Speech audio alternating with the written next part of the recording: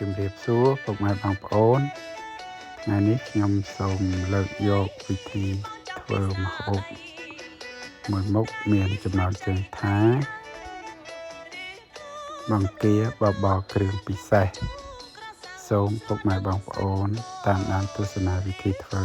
ដោយតទៅ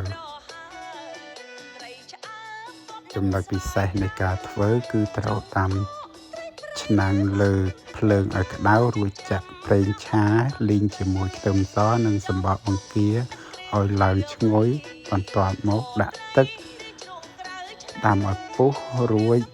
ស្រង់សំបកបង្គានោះចេញឲ្យអស់ទើបយើងដាក់សាច់ដាក់អង្ករនិង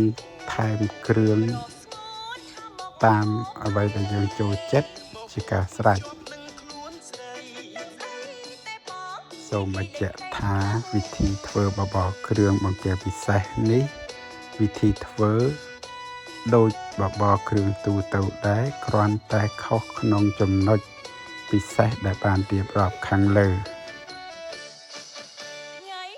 សជាតិពិតជាឆ្ងាញ់ណាស់សូមអរគុណ